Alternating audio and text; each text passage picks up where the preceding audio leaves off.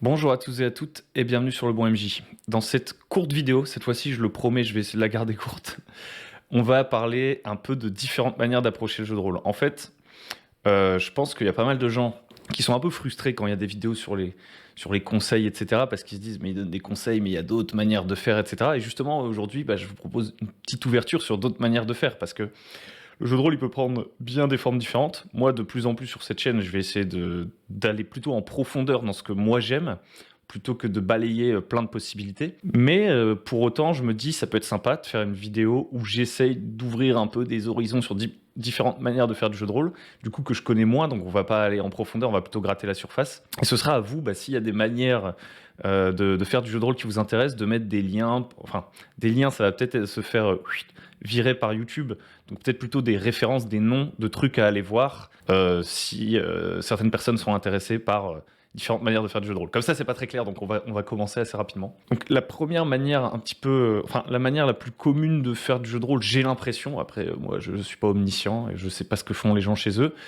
c'est celle que je vous présente dans les vidéos plus récentes, on va dire. C'est de faire des campagnes concentrées autour des intrigues et des personnages. C'est une approche qui porte maladroitement le nom, souvent dit de campagne un peu narrative, c'est-à-dire qu'on se concentre sur une histoire, etc. Moi, je pense que c'est pas vraiment ça qu'on essaie de faire.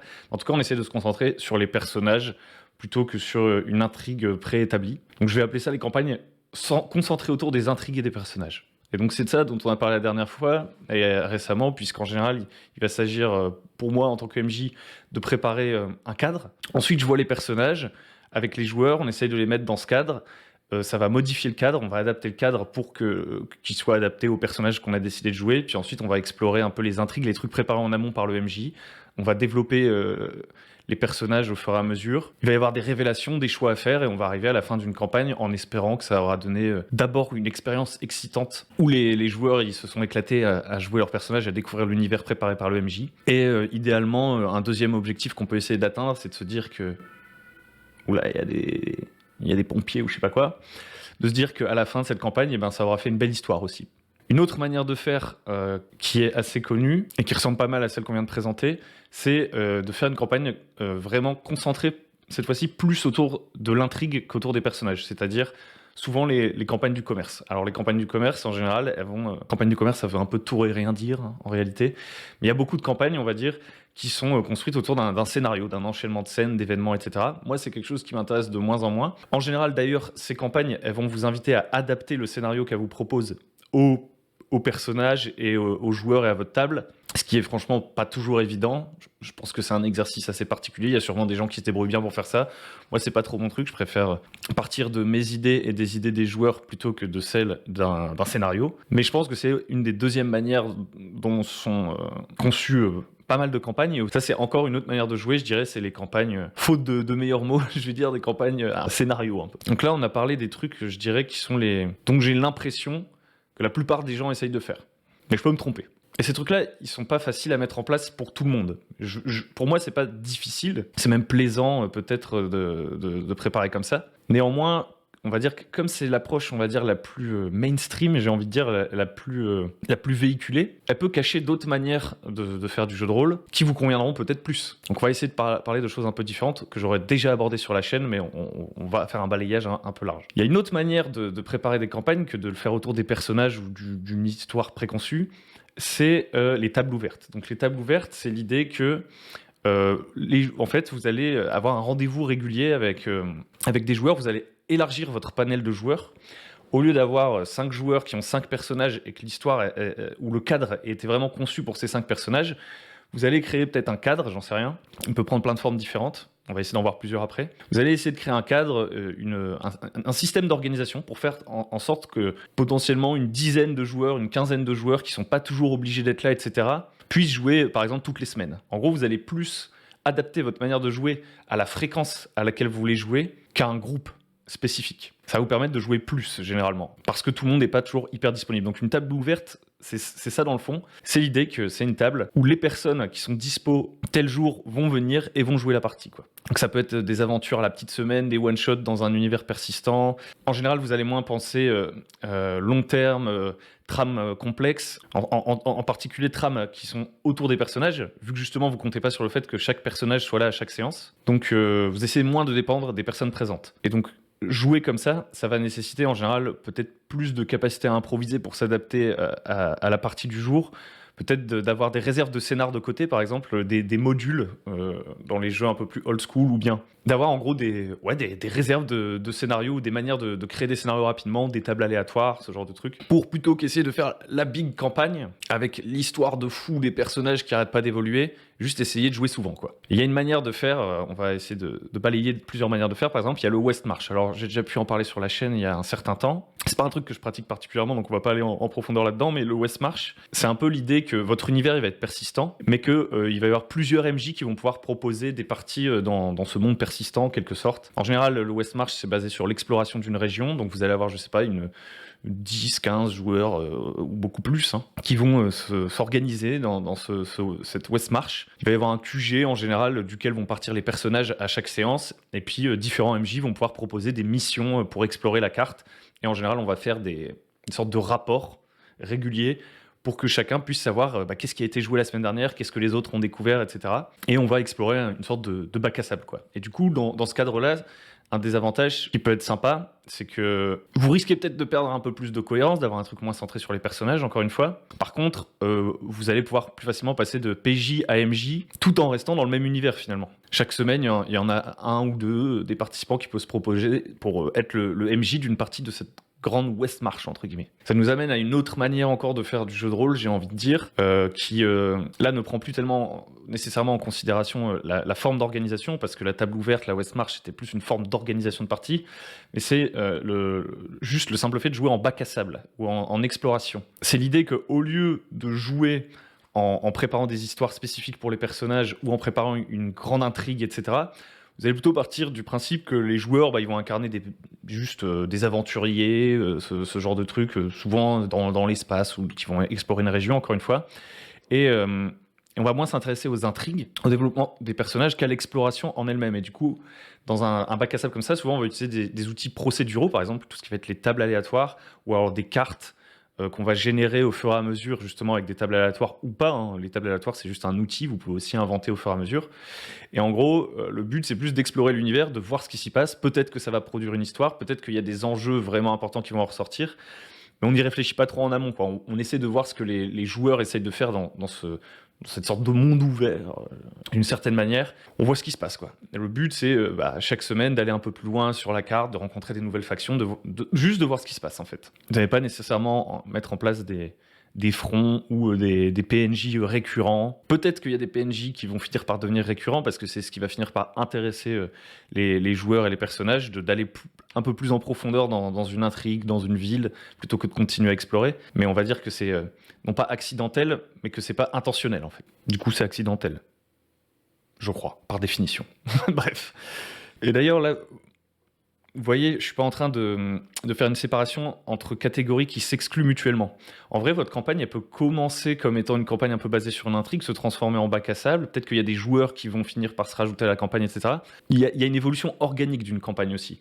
Donc tout ça, c'est pas des trucs qui s'excluent, c'est plutôt, j'essaie de balayer différentes manières d'approcher la préparation d'une campagne, justement, pour vous montrer que vous n'êtes pas obligé de suivre des modèles particulièrement établis, en fait. Que parfois, justement, il faut approcher la manière de jouer de manière assez pragmatique par rapport, justement, à votre organisation, etc., et adapter vos campagnes en fonction. Si vous n'arrivez pas à avoir des joueurs réguliers, vous n'allez pas faire des trucs qui se concentrent autour de leur personnage. Vous allez peut-être essayer juste de jouer à la petite semaine avec des gens différents, quitte à garder un univers persistant. Si vous aimez jouer avec plein de monde, vous allez peut-être faire justement une table ouverte, une West March. Si vous en avez marre au bout d'un moment de faire une sorte de bac à sable un peu impersonnel, ou en tout cas où l'histoire tourne pas autour des personnages, vous pouvez décider à un moment donné avec votre groupe de se dire est-ce qu'on ne développerait pas un peu plus l'histoire de nos personnages, on s'arrêterait pas à un endroit, et votre campagne elle peut passer d'une sorte de bac à sable d'exploration à un truc plus concentré sur les personnages. Bref, une autre manière de faire aussi, si vous voulez jouer assez régulièrement et sans avoir à trop,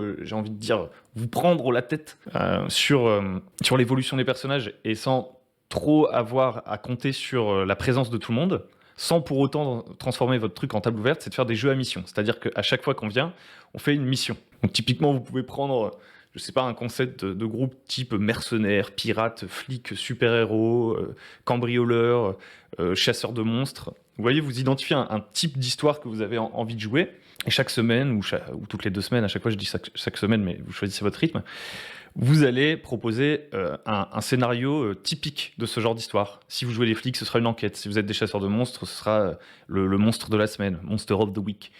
Si vous êtes des super-héros, il y a un nouveau bad guy qui vient pour attaquer la ville et il faut l'arrêter. Et en fait, ce qui est pas mal, c'est que sans entrer dans une table ouverte, vous dépendez un peu moins de la présence de chacun à chaque fois. Parce que idéalement, dans ce genre de jeu à mission, vous allez jouer 3-4 heures et votre mission, vous allez essayer de la calibrer pour qu'elle dure à peu près cette durée-là, quoi. Pour qu'à chaque fois, on ait fini la mission à la fin de la séance. Et la semaine suivante, c'est une nouvelle mission. Donc si y a un joueur qui est pas là, c'est pas grave, on peut facilement imaginer qu'il est pas là pour cette mission. Alors que si vous étiez en exploration et tout, il va falloir suspendre un peu plus votre incrédulité, je sais plus comment on dit, pour vous dire, on était parti en voyage, mais là il y a un perso, il a disparu. Il est parti pisser, c'est pas grave, il pisse pendant une semaine, et une semaine plus tard, il revient. Vous voyez, en termes de cohérence de la fiction, des fois ça peut être un peu plus satisfaisant si c'est quelque chose qui vous tient à cœur, que ce soit logique que les personnages soient là ou pas. Le jeu à mission, ça peut être adapté. Ensuite, là, on a parlé beaucoup d'organisation, de forme que ça peut prendre. Il y a aussi le type de jeu auquel vous voulez jouer. Moi, j'aime bien préparer pas mal, mais il y a aussi des jeux qui vont vous permettre de moins préparer aussi. Ou de préparer à plusieurs aussi, ça c'est encore autre chose. Par exemple, vous pouvez, si vous avez pas le temps ou que vous n'avez pas envie de vous investir là-dedans, qu'en fait, vous, ce qui vous intéresse, c'est vraiment que la partie improvisation, il y a des jeux qui sont adaptés pour ça, qui vont vous demander moins de préparation.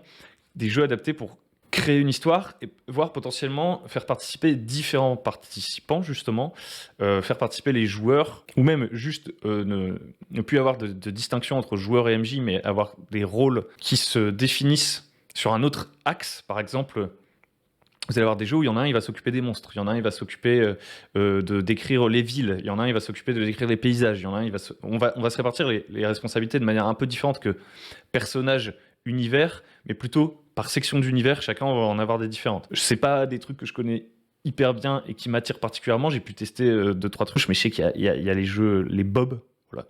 S'il y a quelqu'un qui s'y connaît en Bob, il peut mettre dans les commentaires des suggestions. Encore une fois, évitez les liens parce que YouTube il va avoir tendance à éliminer vos commentaires. Donc mettez les noms et ensuite je pense que les gens ils devraient réussir à trouver si vous avez mis le bon nom en tout cas. Il y a aussi les jeux où on est moins là pour vivre une histoire, l'expérimenter, essayer de résoudre des problèmes, se mettre dans la peau de son personnage, mais on est plus là pour construire l'histoire de son personnage. Donc là, typiquement, ça va être des jeux qui vont prendre une sorte de recul, en fait, par rapport au personnage, j'ai envie de dire, même de la part des joueurs, même si on a un MJ, etc. Mais je sais pas, je suis en train de me perdre. On va dire, par exemple, des jeux style For the Queen. For the Queen, c'est un jeu où vous essayez de raconter une histoire avec des cartes. Donc, c'est une question de feeling. Moi, je trouve que, personnellement, en termes de feeling en jeu, j'ai moins l'impression de faire du jeu de rôle, mais ça reste des jeux très intéressants et très fun. On va construire une histoire tour à tour et on va avoir un personnage quand même qui nous est attribué.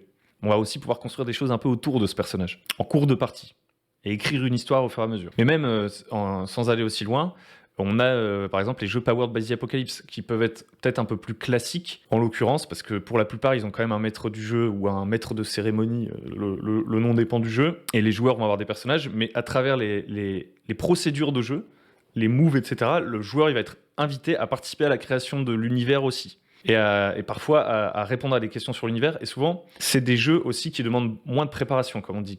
C'était ça l'idée de base. C'est des jeux un peu plus d'impro. En fait, les règles, en fonction des GD, etc., elles vont vous donner des guidelines ou des idées au fur et à mesure pour continuer à construire l'environnement et l'histoire, que ce soit des idées pour le maître du jeu ou pour les joueurs d'ailleurs. Donc ça, c'est encore une autre manière de procéder. Peut-être que si vous aimez moins le côté créatif de votre côté et que vos joueurs, ils aiment moins le fait de découvrir quelque chose de préexistant, d'avoir cette sorte de consistance, mais que vous préférez en fait, je sais pas comment dire, improviser tous ensemble et faire une création plus collective, voilà, il y a des jeux qui sont adaptés à ça. Et ensuite, on en a déjà parlé aussi sur la chaîne, il y a le jeu solo. Ça, c'est encore très différent. Il y a les jeux de journaling aussi. Enfin, souvent, les jeux solo ont un petit côté journaling, mais pas toujours. Ça va être des jeux où vous allez, en fait, encore une fois, avoir des procédures, des règles quand même, c'est pas juste j'écris l'histoire de mon personnage, vous avez des règles qui vont créer des défis pour votre personnage, qui vont vous demander de réfléchir, qui vont peut-être faire que vous allez perdre la partie, entre guillemets. En gros, le jeu va amener des contraintes à l'histoire que vous écrivez tout seul chez vous pour votre personnage. Il va y avoir des GD, des caractéristiques pour votre personnage. En fait, l'univers et les contraintes qui vont s'imposer à vous dans la narration de l'histoire de votre personnage, elles vont venir des règles. Et en général, pour garder une trace de cette histoire, vous allez écrire au fur et à mesure un peu l'histoire qui se fait. C'est ce qu'on avait fait par exemple sur Iron Thorn. Iron Thorn, très très bon jeu. Donc voilà, j'ai essayé de balayer un peu différents trucs. J'essaie de garder cette vidéo courte. Je sais pas si c'est super précis. Dites-moi en commentaire. Mais en fait, surtout, j'aimerais vous mettre à contribution, en fait, parce que moi, j'ai envie de me concentrer sur ce qui me plaît. Finalement, j'ai pas particulièrement envie de. Je vais pas me mettre à faire des recherches pour les autres. S'il y a un de ces trucs-là qui vous intéresse, vous allez devoir faire vos propres recherches finalement. Parce que je vais pas le faire à votre place. Par contre, ce qui pourrait être cool, c'est que voilà, s'il y a des gens dans les commentaires qui suivent régulièrement et qui se disent de temps en temps, c'est sympa les vidéos sur la chaîne Le Bon MJ, mais Hugo, il parle pas toujours de cette manière-là de faire du jeu de rôle, de cette manière-là de faire du jeu de rôle, etc., etc. Je le concède, et en fait, j'ai décidé d'abandonner un peu cette charge. À un moment donné, je me sentais un peu obligé de me dire, il faut vraiment que je dise que c'est aussi possible de faire autrement et tout, mais c'est pas mon fun. Mais si vous, c'est votre fun, que vous avez envie de faire cette partie un peu plus journalistique du truc, j'ai envie de dire, vous pouvez dans les commentaires, voilà, comme je disais, mettre des références, que ce soit d'autres chaînes YouTube, que ce soit des podcasts, que ce soit tout simplement des jeux à essayer. D'ailleurs, je pense que pour les jeux d'impro, etc., finalement, vous n'aurez pas besoin de grand chose d'autre, s'ils sont bien foutus, que de les acheter et d'y jouer. Donc voilà, si vous avez des références que vous trouvez intéressantes et tout, n'hésitez pas à les partager. Je pense que ça peut être très sympathique pour tout le monde, pour aller tester des nouvelles choses. Sur ce, moi, je vous dis merci beaucoup de m'avoir écouté. N'hésitez pas à liker, à vous abonner si vous voulez recevoir à chaque semaine, voire plusieurs fois par semaine maintenant, grâce au soutien des gens sur Tipeee. Je remercie encore vraiment les gens sur Tipeee. On est tout petit à petit un peu plus, de plus en plus nombreux, et ça c'est très très cool. Et c'est ça qui encourage de faire plus de vidéos. Donc merci à vous. Si vous voulez soutenir la chaîne, n'hésitez pas à rejoindre les tipeurs. Et puis on se retrouve également sur le Discord. Voilà. Sur ce, moi je vous souhaite une excellente journée. Je vous dis à très bientôt sur Le Bon MJ. Ciao, bye.